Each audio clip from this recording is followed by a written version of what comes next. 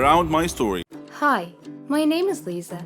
Every day, I receive hundreds of flower bouquets and a lot of chocolates, endless amount of food, and a lot of party invitations, a million messages from social media accounts, and a lot of very expensive gifts like jewelries, designer clothes, bags, and perfumes. But no, they're not for me. They're for my boss. My boss, Ellen, is a former beauty queen. I think she's just a little bit older than I am. She owns a cosmetics company and she is so successful. Not to mention, she's the most beautiful woman I have ever seen. No wonder a lot of guys are head over heels for her. And as her assistant, I get to be the one to reject him. Also, if I'm lucky and she's in the mood, she'll let me have the gifts that came from her fans. That's why I have signature clothes, shoes, bags, and perfumes that I have nothing to use for. Good thing is, we have the same size, and we're the same height. Okay, back to Ellen. She's dating somebody right now. His name is John, but I'm pretty sure she's cheating on him. She once told me that she does not really like John because he's boring. But me, I like John. He's a good guy. He always greets me when he sees me around. It's a big deal for me because I get used to being ignored by people all the time. But not John. He always smiles at me. I'm not the type of woman you will notice across the room. Well, it could mean the opposite for not a very good reason. Thanks to this big scar I have on my face since birth. Having said that, I've never had any guys who were serious about me. Either taking me out on a date just to pull a prank on me, or just want to win a bet. Unlike John with Ellen, I can see that he's super in love with her, while Ellen is just pretending because of money. John's family owns a chain of malls. Yes, he is much richer than she is. One time, Ellen said she wants to go to the plastic surgery clinic. I told her she does not need a plastic surgery. She just said, "Just go with me, silly." So I just followed her. Turns out, she's having an affair with the plastic surgeon. His name is Mike, and she's been with him ever since she and John became together 2 years ago. The surgeon looks arrogant, not like John, who's full of compassion. One time, Mike told Ellen that he can remove the scar on my face. Ellen just laughed and said, "Just let her be. I think that's her lucky charm." I was hurt, and I think what she said was mean, but I just brushed it off and laughed with them. Ellen is really mean, but at least she pays me well. If not for her, my mom's life would not be extended. I needed a lot of money for her operation a couple of years ago. Ellen helped me through all of it. On the other hand, I must also say that my life is hell because Ellen doesn't know a single thing about organizing. And I believe that I'm the sole reason why her company is still up and running. Not to brag, but I think 80% of the reason why she's successful is because of me. 20% is because of her looks and beauty. Yet of course, nobody knows that except her and me. Ellen says I owe my life to her. She always says that if I dare leave her, she will have another scar to my face, which is really mean. But I don't hate her. I've actually learned to love her. And I agree that I have a great life because of her. She let me live in the townhouse she bought. She gave me a car. Besides, she's always given me nice things. What more can I ask for, right? Then one day, John told me that he's planning to propose to Ellen. I got worried, and to be honest, I was not really happy about it. I want to tell John that Ellen does not feel the same way about him, and she probably would just say no. And if ever she says yes, I know that she's only after his money. I suddenly felt sad. How I wish a man like him would come to me like this. "Lisa, will you..." My eyes got so big, I thought he was gonna propose to me. "Will you help me plan the proposal?" John asked. "Oh, of course. It would be my pleasure, John." He just smiled at me. This man is really simple and down to earth. So, I helped him plan the proposal, even though I knew it would not be a very good idea.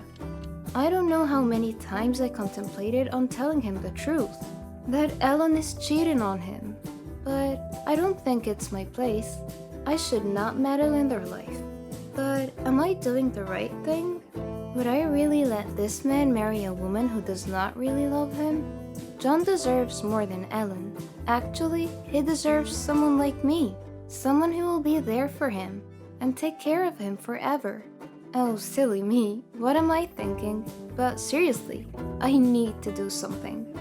So, I decided to try and see what Ellen's reaction would be. When I asked her, "What if John proposes to you anytime?" she just said, "Really? That would be awesome."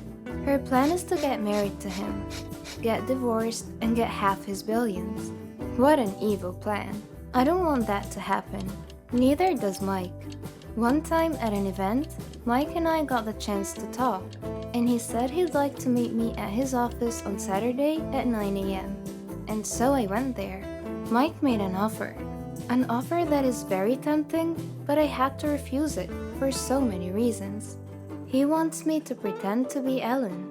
He said he would fix my face and be Ellen for 6 months. Why? I asked him. I needed to know why I had to pretend to be Ellen, because that doesn't make any sense. I had to ask Ellen, and I finally learned the truth. Ellen is pregnant. She's pregnant with Mike's baby, and her tummy is already showing. She doesn't want her plans to be ruined, so the plan is she would have me pretend to be her while she and Mike go somewhere far, far away to give birth to their baby quietly. They don't want John to know because then the engagement would not happen. The engagement is set to be tonight. I planned it, so of course everything is perfect already. But I told John to postpone it. I can't do it. My mind is eating the best of me. I just told John that this is not the best time to propose because Ellen is not in a very good place right now. When Ellen learned about it, she got super mad. She threw me out of the house that she gave me, took back the car and the things that she gave me as well. But I know things will be better. I have savings, and I could use that to build my life again. I could find a new apartment, I could buy a cheap car and a few cheap clothes and bags. I motivated myself and I told myself multiple times that everything should be alright. I even met a guy named Alan, my next door neighbor. He's been nice and we went out a couple of times already. I think he likes me. It's about time I got a boyfriend. I miss John though. He's calling me all the time. But I don't want to have any connection to Ellen and her sick mind anymore, so I don't answer his calls. One time my sister called me in the middle of the night and said that my mom was brought into the hospital and that they needed a lot of money for the operation and the care she would need after. So I ran to the bank with Ellen and I withdrew all the money that I had left, which is not enough, but under the bed and only Ellen knows where I put it. That night, Ellen decided to stay the night. He spent the night and something intimate happened. I woke up with a smile on my face which quickly got replaced with tears. Ellen left with all of my money. He also took all of my jewelry, my wallet, and even my cell phone. Desperate as I was, I went to Mike's office. I told him and Ellen that I'm very sorry for running away. I told them that I really need money because my mom is sick again, and it's worse than ever. They said they're gonna pay me good money if I do as they say. I thought, why not? I would have John, I would be pretty, I would be able to save my mother's life, and I would have a good life. And so I made a deal with them. I'll pretend to be Ellen for a year. It should give them enough time to give birth and settle everything before going back home. She said I have to make sure that John would not call it quits. She also said that I just have to delay the engagement for a year because of course, if a grand wedding should happen, Ellen would want to be the bride. And that would also save us from all the legal matters that we might have to face, including fraud, among other things. So Ellen and Mike left the country. I was left alone with John. The plastic surgery was successful. I look like Ellen now. I'm very pretty. I have a beautiful face, but I'm not happy. Until the day came that I got to be with John. At first, I had a hard time pretending to be Ellen. But with the business side, it's fine. I'm familiar with everything because I'm basically the one running it. John introduced me to his family. I fell for him even more when I knew that John was a miracle baby. His family is so sweet. I fell in love with all of them. I wonder why Alan did not appreciate any of this. Then, the biggest surprise of all. His father announced that he's given me a share. Okay, let me talk it down a little. Well, his father decided to give me a mall. Yes, a freaking mall. Well, I know it's not really for me, it's for Alan, but I'm happy. The night ended and John and I were left alone in the garden. We laid down on the grass and John was surprised. He said that the Alan he knows would not do that. Oops, did I do something wrong? He looked me in the eye and he hugged me. His hug was so sweet. It's the hug that I know I would not get used to even for a lifetime. I love you, Alan, he said. I love you too, John. My heart is breaking a little because I mean it to me as Lisa. Do you really love me? He asked. Of course I do, I said. He's making me nervous. If I ask you to marry me tomorrow, will you say yes? He asked. He smiled and took out a ring. And the diamond was so beautiful. It was so big. It's really beautiful. But if this is real and it's really meant for me, I won't mind how big the diamond is. I planned proposing to you for a long time now, Alan. I even asked for Lisa's help. How I wish she could see this, he said. So, will you marry me, Alan? He asked. My mind says, oh no, but my heart says, yes. Hi, my name is Jennifer, and you might recognize me as a former famous child star. You might be wondering what happened to my life. Well, I worked as a singer at a local bar in our town. You might be wondering why I never pursued my career. Okay, let's just say they stopped giving me projects when I reached the age of 11. Because the producers said I'm not that pretty to be a teen star. So when I stopped being cute, I became unemployed, which is not bad. I finished my studies and got a really good job. Also, I have an amazing boyfriend. He's a lawyer and he comes from a very prominent family. But I have this habit of ruining everything that is good for me. I don't know if my boyfriend is still gonna talk to me. You're probably wondering why. Because I just ruined the engagement party of his brother. I was extremely at fault for this. It all happened because of my insecurities. This was deeply rooted when the film outfits started rejecting me when I was really young. Plus, I have two sisters who look exactly like my beautiful mother. I, on the other hand, look like my father. I also inherited his lack of height. Don't get me wrong, I'm not ugly. I'm just not that pretty. And my sisters always make fun of me. But I'm extremely talented. When I sing, I get a lot of tips from people. My employer always gives me extra cash because a lot of my fans go to his bar on a regular basis just to watch my gigs. This is where I actually met my boyfriend Sam. Anyway, before I proceed, kindly make sure you hit the subscribe button. Who knows, you might just win a free ticket to one of my concerts someday. I will start telling you this story by how Sam and I met. One night, I was at the bar and singing at the top of my lungs, then after the performance, all of the customers applauded and requested more. Then, a drunken guy grabbed me by the arm and started to harass me on stage. To my disbelief, I just found myself hitting the guy with the microphone. Sam also happened to be there. The drunken guy and I ended up at the police station. The drunken guy sued me. Turns out he's the son of a very powerful politician. But Sam represented my case and they dropped the charges. That was mainly because there were a lot of witnesses and they testified that I was attacked first. Since then, we became really good friends, and eventually, our friendship blossomed into a beautiful romantic relationship. Sam is a super great guy. He didn't give me any reasons to get jealous from any other woman. But also, I realized that I don't know anything about his past. I never really got a glimpse of his world because whenever he asked me to meet his friends or his family, I chicken out. I always take work as an excuse. I always say, I have a gig, brain check, and that's my usual response. Then one time he told me that his mother just came back from a super long trip and that she's interested to meet me. Well, we've been dating for almost a year, and I ran out of reasons to dodge the situation. So I said, yes, let's do it. Before the weekend, I went to the mall to buy a new dress for the meetup. I was able to buy a nice long black dress and I bought some accessories as well. I really wanted to wow Sam's mother so she would like me for her son. I cannot bear the thought of losing him. When I was done shopping, I went to the burger shop and bought one for a takeout. I noticed that it's already 4 in the afternoon.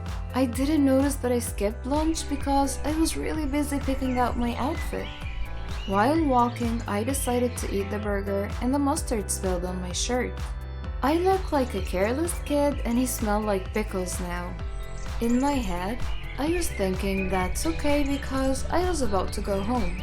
Then a familiar voice called out my name. Jennifer! That was Sam. When I turned around, I saw that he was with his mom. I quickly ran to the elevator as if I didn't see him. What am I gonna do? I don't want his mom to see me like this. I want her to see me at my best. But then the elevator was too slow. And eventually they caught me. Mother, this is Jennifer, my girlfriend, said Sam. Hi, good afternoon. I responded while shaking. I lifted the paper bag so it would cover my stained shirt. Nice to meet you. Well, his mother is nice, but still, I don't want her to judge me. I look and I smell like crap. This is not an ideal way of meeting your boyfriend's mother for the first time ever. I got so pissed. I'm looking forward to lunch tomorrow. Do you have any dish that you would like to eat? His mother asked. Anything will do, I responded with a forced smile. I know his mom is sensing the awkwardness between us, so I bid them goodbye and hurriedly entered the elevator again. On my way home, I kept playing the mall scenario in my head and I cringed every time. At home, I told my sisters what happened because I was craving some support and I would like to feel better. And even though they're very mean to me most of the time, they're still my sisters, and deep inside, I know they love me. What? His mother saw you like that? My eldest sister said with the slightest insult in her tone. If I were her, I would ask my son to stay away from you, my other sister said. I walked out, went to my room, locked it, and called my best friend Maria instead. She said some comforting words that made me feel better. Maybe you're just overthinking and it's not gonna help you, she said. Well, she was right. Anyway, I still have a chance to impress her. On the day of her lunch invitation, I wore the dress I bought at the mall and I went to the nearest salon to get stunning hair and makeup. And I was 30 minutes late for lunch because of this. Sam, his mother, and his 2 sisters were waiting for me. I apologized for being late. I noticed that they're looking at me with awkwardness in their eyes. Is it because of the dress? Maybe the heels or my makeup? Okay, maybe my hair? Or perhaps it's the elephant teeth accessories? I don't know. Maybe I'm just being too paranoid. But I must admit, I might have gotten a little bit overboard regarding my appearance. I'm way too overdressed for lunch. Hi, they greeted me. They're all very nice and they invited me at the dining area. Sam's mom introduced me to his sisters. After eating, we were all talking and the atmosphere changed into something light. We're all getting along and Sam keeps on bragging about how good I sing. I love singers. Would you mind entertaining us? Sam's mother requested. I happily accepted and sang her favorite songs. After a few minutes, I saw his mother and his sisters with their eyes wide open. They clapped so hard and complimented me. I can feel that I got the heart of Sam's mother. I knew I had her approval. Then my insecurities quickly struck. I learned that the equally beautiful sisters of Sam are opera singers, on top of being a professor and a freaking doctor. They're pretty, successful, and talented. Me, I felt like I was a big joke. I went home lonely. It felt like my insecurities bottled up even more. The next day, Sam asked me to be his date for their high school reunion. At first, I didn't want to go, but then I realized there was no point of hiding anymore. I met his family, so I might as well meet his friends. At the reunion, I literally felt like I'm the most underachiever and the most unattractive person ever. I'm getting more and more insecure because I feel like Sam's friends are looking at me like a puppy dog. Do I really look like his pet? One of Sam's friends was very nice to me. Turns out she's a big fan of mine and she knows all of my former TV shows. We talked in one of the corners for a few moments. It felt like I belonged. Sam didn't ever make me feel like I don't belong. In fact, I always hear him say how much he is proud of me. He doesn't see me as a failure child star. He sees me as a former child star who's now a great singer, and that makes me happy. I was looking at Sam from a distance, but then I saw a blonde, beautiful woman greet him. Oh, I know her. She's a beauty queen. She must be Sam's kind. I asked Linda, Sam's classmate, why is that beauty queen talking to my Sam? Oh, don't get jealous. They used to date, but everything is over between them, she said. I felt my blood go to my ears. His ex? Linda added, she's the first woman who ever broke his heart. He never had a girlfriend after her. Then it made sense why he chose you. I looked at Linda, but I didn't let a word out. I think she's trying to tell me that Sam chose an average woman because I will not be powerful enough to break his heart. And my heart bled with that thought. I thought to myself if I should break up with him, but I can't, he's too precious. On our way home, I was quite the whole right. I didn't talk to him, and I know I left him wondering. I ended the night without talking to him. At home, I called Linda and asked her to come to my place. She said that I'm going crazy and that I don't have anything to be insecure about. If you're really worried, then you should try the beauty pills I'm taking. It works like magic, she said. That might be the solution to my problem. There's no harm in trying. But Maria told me that the side effects are not nice, like always having the urge to pee, dizziness, and mood changes. I did start taking the pills.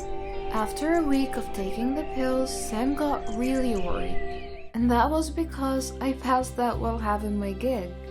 But I kept on taking them because somehow they magically make me feel confident. When Sam's family invited me for the engagement party of his brother that I haven't met yet, I said yes without hesitation. I feel beautiful, but I always have this urge to pee whenever and wherever. And I mean like every 5 minutes. So during the party, Sam was having a hard time keeping me beside him because I'm always in the bathroom. Then the announcement time came, and Sam came looking for me. I said, I really need to use the restroom. You can do it later, this will be quick, he said. But while his brother was giving his speech, everybody was so quiet and my bladder was gonna explode. And I wanted to tell Sam, but for some reason, I just couldn't. So I started running towards the bathroom, but I got really dizzy and I lost balance. Then I pushed the ice sculpture to the waiter serving near the pool, and like a butterfly effect, the waiter pushed the bride and she fell in the pool as well. I ran to them and apologized, but of course all eyes were on us. And to my horror, I was not able to hold my pee anymore.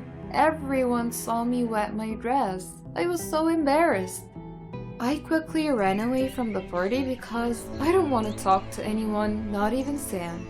I'm not sure if Sam came looking for me or not, but I roamed around their village while calling Maria so she could come and rescue me. I'm on my way, she said. And guess what? I felt the urge to pee again. And so I looked for a dark spot and I peed beside a huge tree.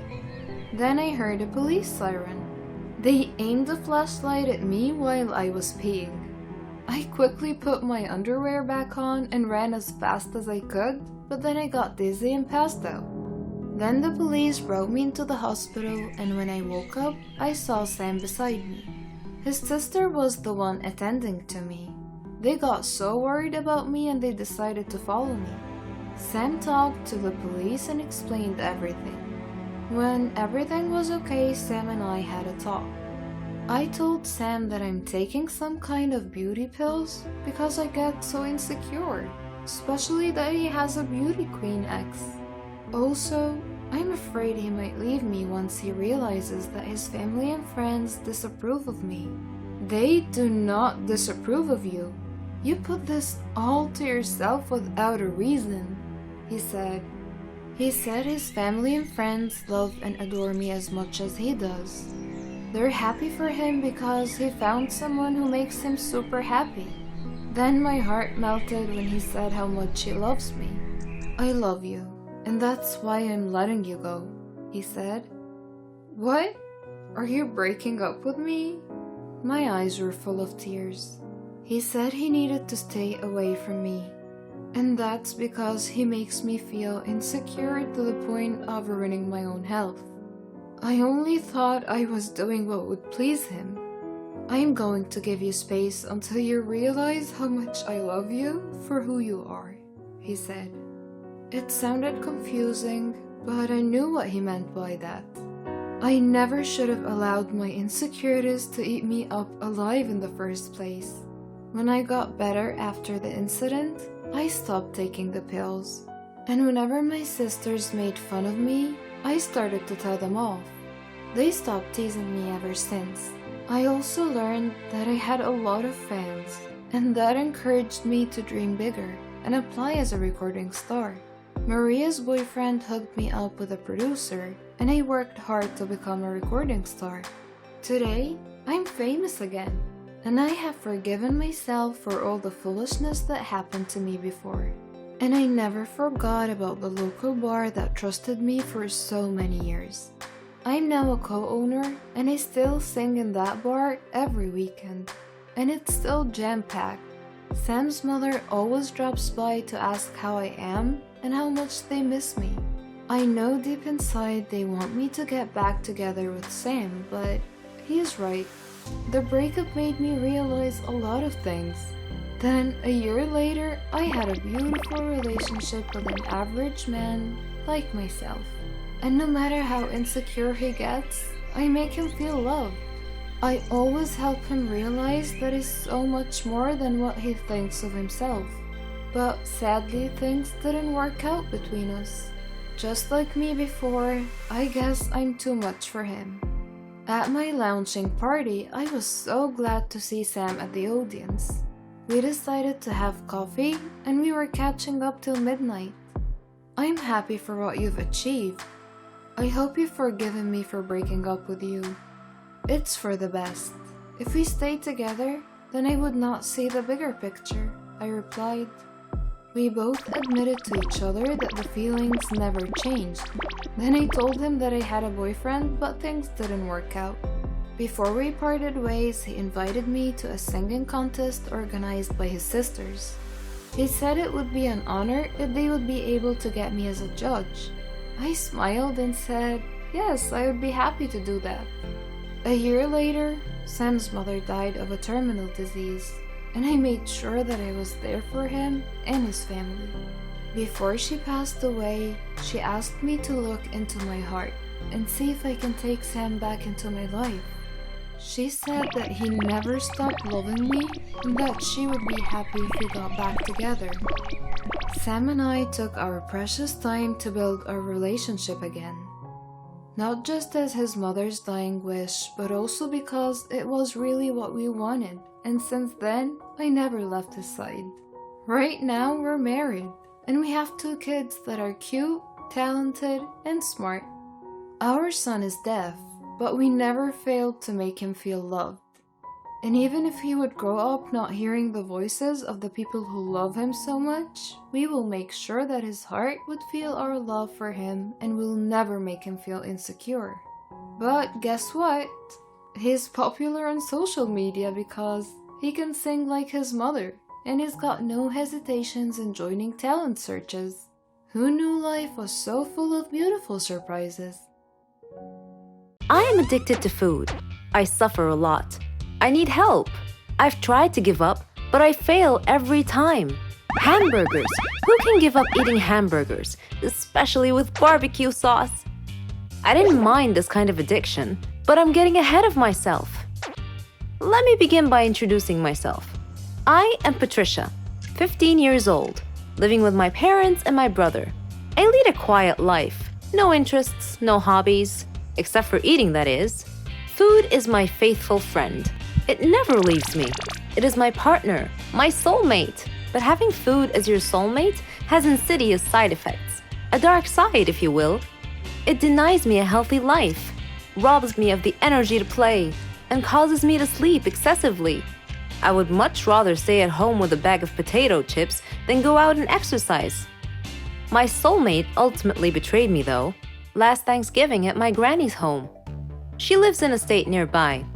Granny was a clever doctor and an excellent cook at that. She could conjure up something really delicious. On that day, she had prepared barbecue turkey with nuts and other secret recipe ingredients. The taste was so great, as if it had descended from heaven itself. I felt like I was fighting a food war, and I had to win at all costs. I ate and ate and ate. I don't know why, but I just couldn't control myself. I attacked that turkey like it was the last on the planet. But every culinary war with a worthy adversary, such as the barbecued turkey, has its own unique type of casualties. Suddenly, I found myself unable to breathe. I fell to my knees and passed out. The turkey had won. I woke up later in the hospital, though, still clinging to an unfinished turkey leg. The doctor told me that I was gaining way too much weight. He said that I should be put on a diet. Diet? Man, how I hated that word. It hung over my head like the sword of Damocles. It meant depriving me of my passion, my reason for living. I considered eating vegetables in small amounts to be the worst form of cruel and unusual punishment, the worst form of torture imaginable. Imagine thinking of a wonderful, greasy, cheese-laden pizza with all the toppings and then suddenly opening your eyes to find a healthy green salad bowl. But I had reached a turning point in life. One day, my brother was playing on the street, while I was sitting at home gazing longingly at a tempting piece of cheesecake, just sitting there, taunting, daring me to eat it. I struggled mightily to resist the urge, but in the end I succumbed and wolfed it down like a starving animal. Shortly afterwards, I began feeling dizzy, but I was unable to call for help this time, and then I passed out again. I was taken to the hospital. While lying in the hospital bed, half conscious, I overheard the doctor say to someone, "She needs to stop eating or it will be the death of her."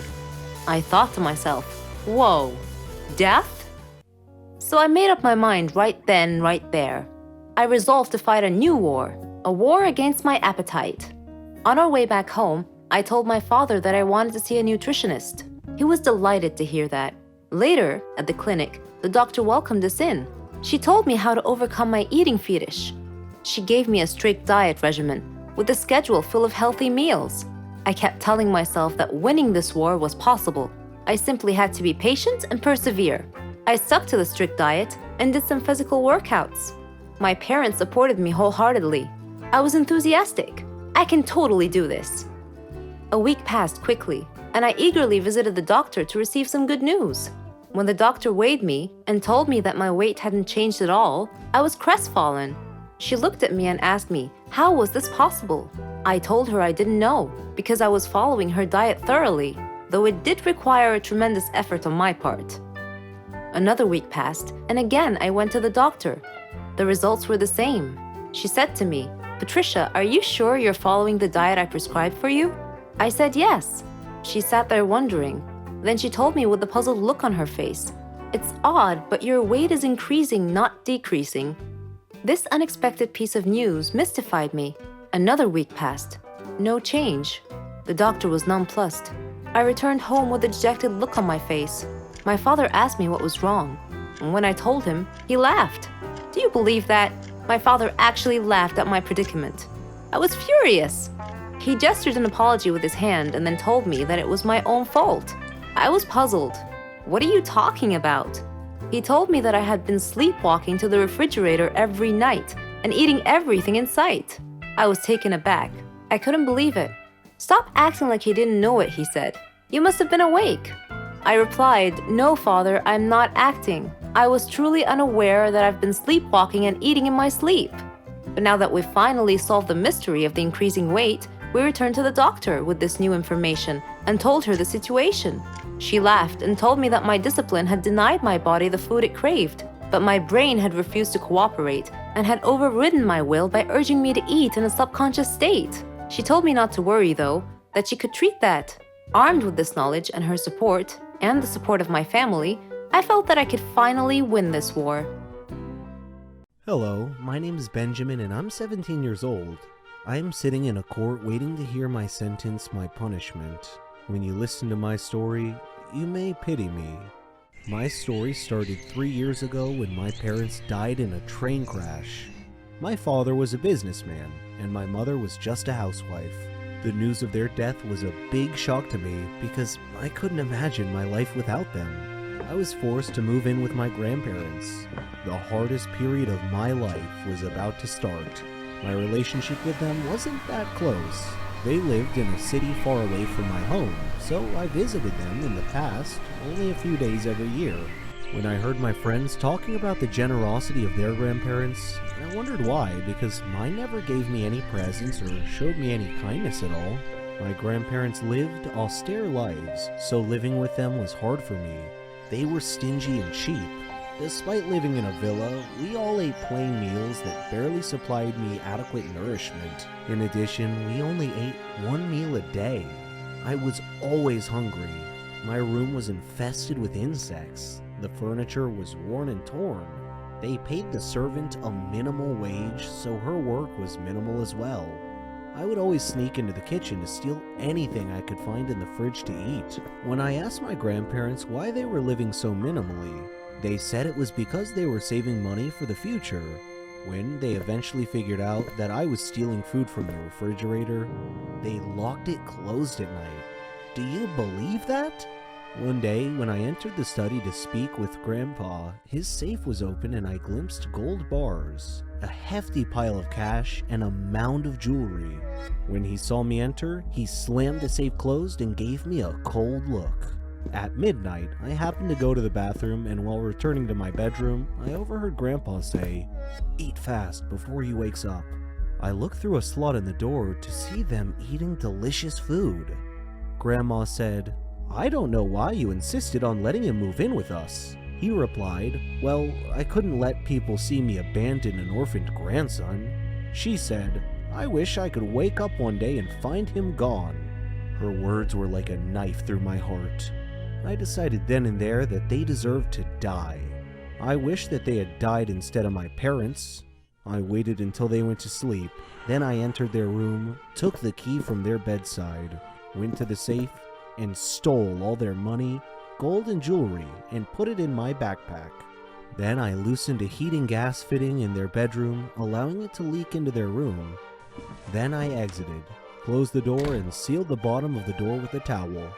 The next morning I took a bus to another town, intending to take the train to get even further away. In the meantime, the police discovered the death of my grandparents. They also discovered that there were security cameras around their villa that had recorded everything I did. As I sat there in the train station, I saw this news on a TV in the waiting area. They were showing my face from earlier news stories when my parents had died in the train crash. Everyone around me was looking at me. It seemed I was a dead ringer for the murder suspect. I was arrested, taken to court, tried, and found guilty on 2 counts of cold-blooded murder. So here I sit, waiting to hear my sentence. I am ready for any punishment. I feel no remorse. Given another chance, I would do it again. I am Brenda's child. Or at least I was.